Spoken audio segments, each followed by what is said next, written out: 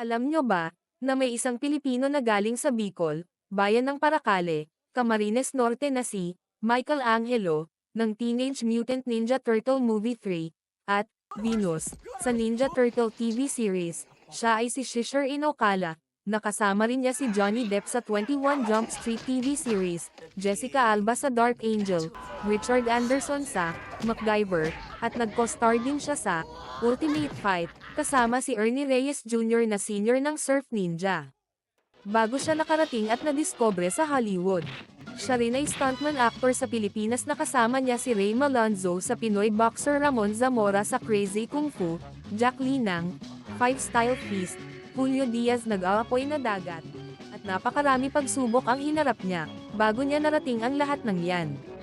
Sa murang edad 10 taon pa lang ay noalay na siya sa kanyang pamilya, at nanirahan sa kalsada Palaboy at napasama sa street gang sa Maynila. Sa kabutihan palad may isang yogi nag-aruga at kinapkop siya. Nabigyan siya ng pagkakataon mag-aral ng yoga sa India. Siya ay pinalad at naging yoga acharya sa edad na 13.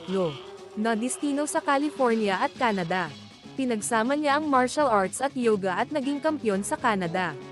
Nagi rin siyang stuntman at double sa mga Hollywood film at TV.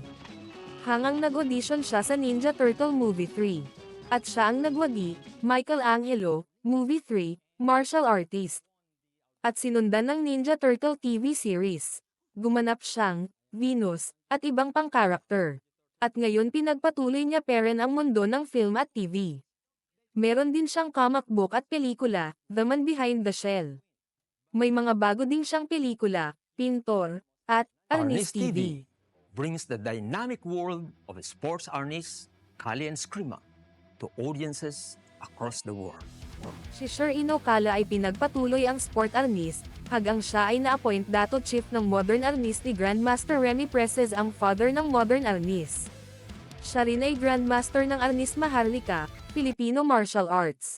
Nagsulat din siya ng libro sa meditation, balisong, Arnis Maharlika at iba pa. Siya rin ay nagtuturo ng heartfelt meditation at advocate ng sustainable community sa Virginia, Brasilia at Camarines Norte.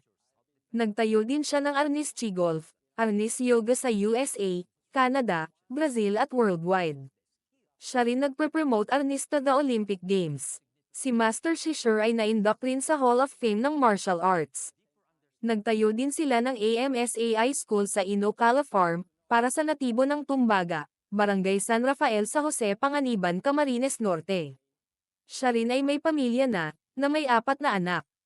Siya rin ay nag-divorce at na-bankrupt na biktima ng gold at financial scam. Siya ay biktima rin ng krimen ng 2 niyang kapatid ay nawalang awang, pinaslang, na hanggang ngayon ay unsolved murder. Subalit sa lahat ng pagsubok ay hinarap niya. Sa ngayon, nagtayo siya ng Sport Arnista Olympic Games, at Maharlika Institute para sa heartfulness education.